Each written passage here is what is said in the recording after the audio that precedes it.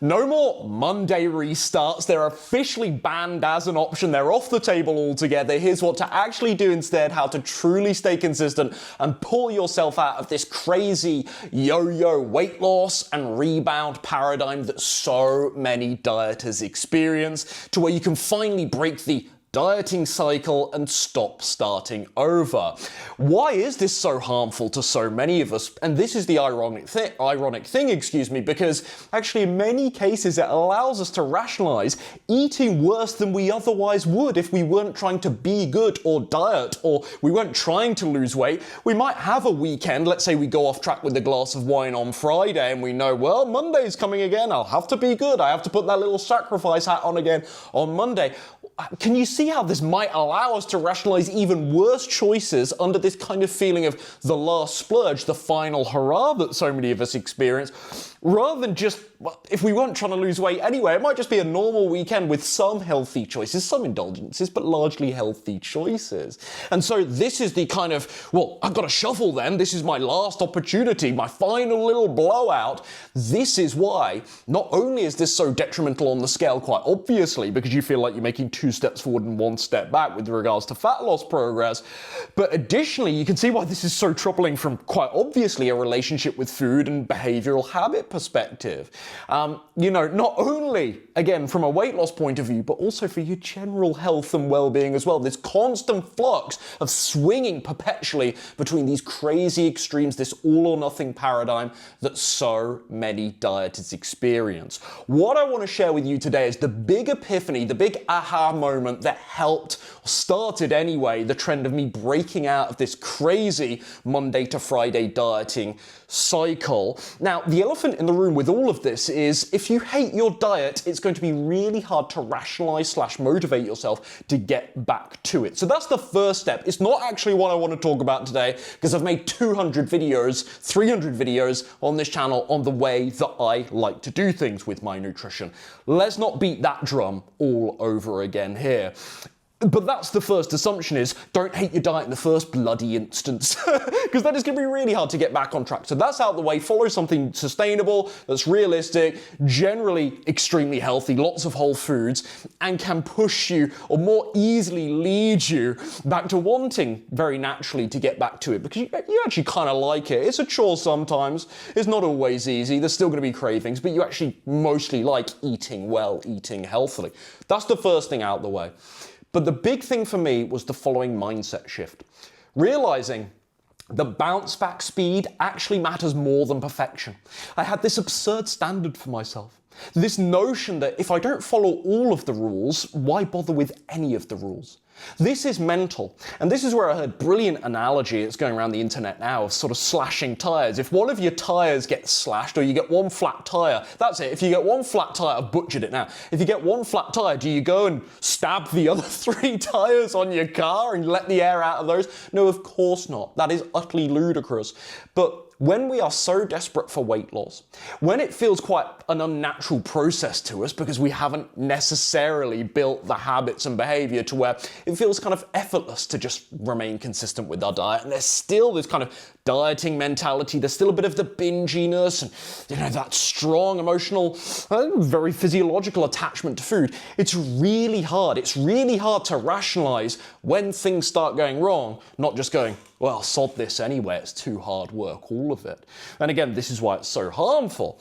But bounce back speed is really the antidote to all of this, or it certainly was for me. This was the big mindset shift, understanding that if I could just get back to it, it didn't matter if I blew it in the first place. It didn't matter if I had that tub of Ben & Jerry's ice cream on a Friday night.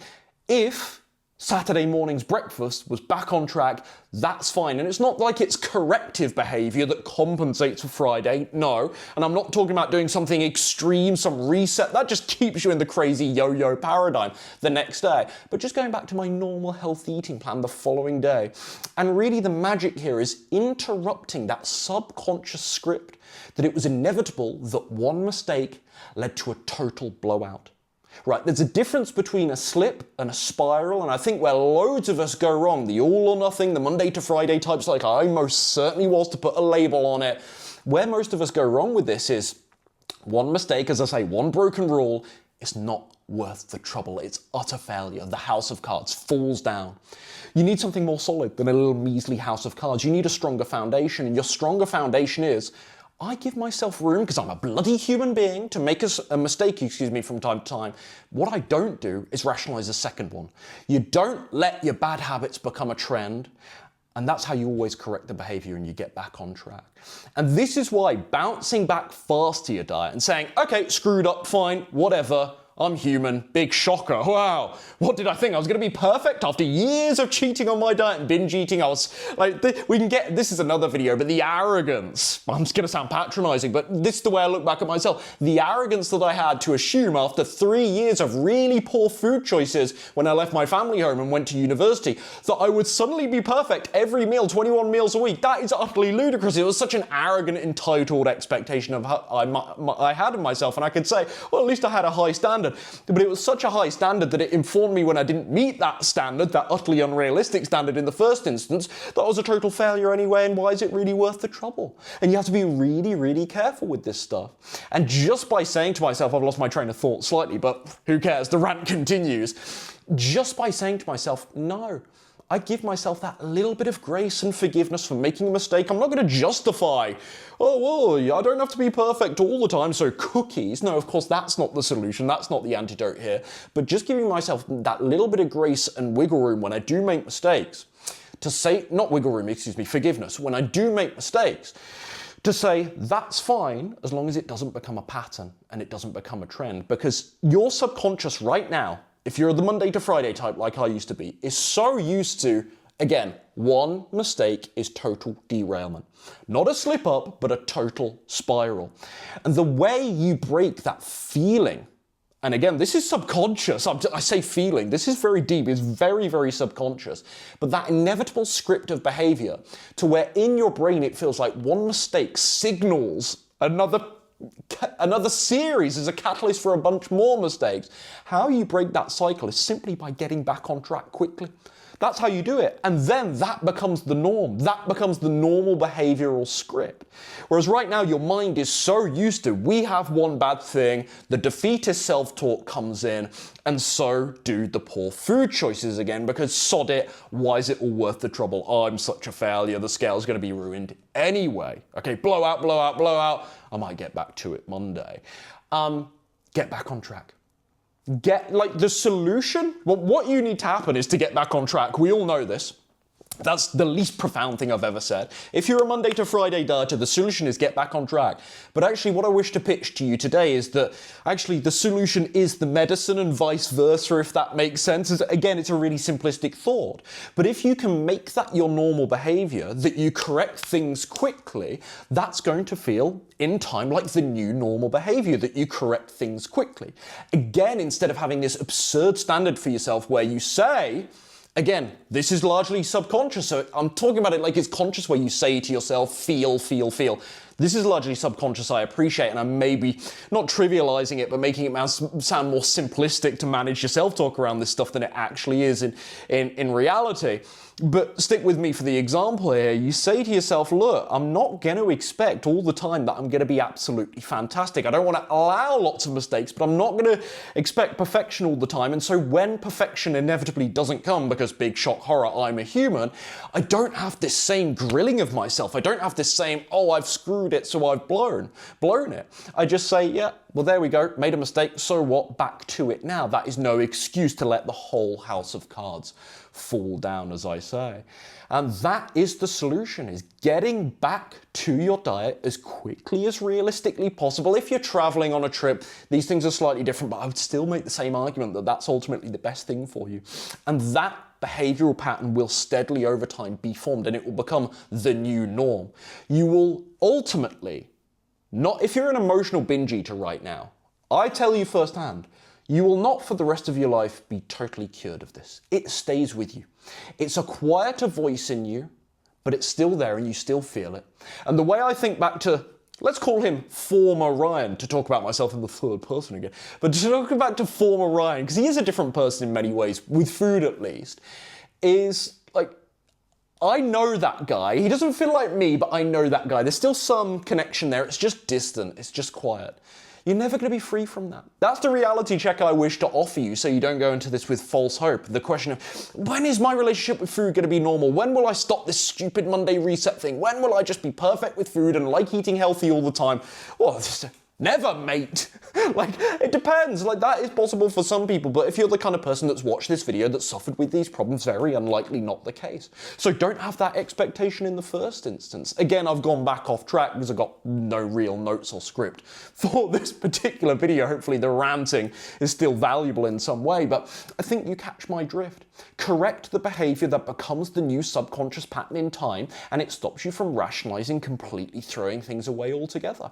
This is what I was going to say earlier. That emotional eating, that binge eating, it always kind of feels like it's with you. You're always going to have cravings to some degree in the modern world with food shoved in your face like it is. How intrinsically baked, healthy, unhealthy food rather is into the culture. That's always going to be a bit of a battle. But it gets softer, as I say. It gets quieter. This is my experience. And you go from binging once a week to once every 2 weeks, eventually to once a month. And the nature and the scale and the severity of the binge is considerably improved as well. It's not perfect. And again, none of this stuff is ever perfectly linear either. You might make really great progress with a while and then you kind of find yourself back in a bad cycle. But when you actually zoom out and you look how you do over months and years, you can quite objectively say, if you just stick with it, oh, this does get better. Oh, I had a really bad binge here and that was worse than the previous binge, so it isn't perfectly linear. But generally speaking, this gets softer. And the solution again is get back on track. Wow, it's again the least profound video maybe I've ever made, or the least profound solution I'm ever offering, but this is what people don't do. But it is the corrective fixing, quote unquote. Your behavior doesn't get fixed. That's a psychologist would be scratching their head listening to all of my bro psychology here as I talk about this stuff. But get back on track as quickly as possible. Train that new behavior in yourself, and that's how I was able to break myself largely, not perfectly, but largely out of this kind of, whether it's Monday to Friday, I'm just using that as a metaphor that everyone understands and can resonate with, but that constant yo-yoing between on track, off track, being good. I have periods of perfection, short bursts of perfection. I don't see it like this. I just see my diet as it's normal all the time. This is my normal all the time. And even when I'm screwing up, it's still normal. And we come back to the normal baseline rather than where one little mistake is a gateway to another bunch of mistakes. That has to stop. And you have to just give yourself a little bit more grace and forgiveness. How? By lowering your standards. By understanding again that really the medicine to this problem is getting back on track quickly, and actually that becomes, I think people need that light at the end of the tunnel. Hey, if you just get back on track, this won't be so hard next time. And compound that over the next 5 times that you go off track, you'll be amazed by time number 5, you're still umming and ahhing a bit about getting back on track, but it's so much more seamless. It's so much more smooth. You've normalized that behavior in your mind. You don't feel like you're missing out and you need that final blowout as much anymore. It still lingers. It takes time for this stuff to heal. And like I'm being transparent about, for me, it's never really 100% healed. Feels like it in moments, but never 100% healed. It's always there a little bit, where it comes back every now and again. Doesn't mean I always engage in those desires, but it's there and I still feel it, and sometimes I do act on those desires. I'm far from perfect with this, but generally it gets softer and that behavioral chain gets so disconnected, and you don't have that strong association with, again, one mistake, it's game over, the house of cards comes down. I've made my point, I think, very clear on this. If you want more help from me one-on-one to help work through this behavioral stuff, to get the constant support and close, highly personalized coaching to truly help you change your habits, provide that max accountability. You know someone's watching you. I got to get back on track. I'll make mistakes. Ryan's giving me a bit of forgiveness, but I got to get back on track. If you want help with all of this, veganslimandsustain.com. I'll put the links to my coaching and other resources down below.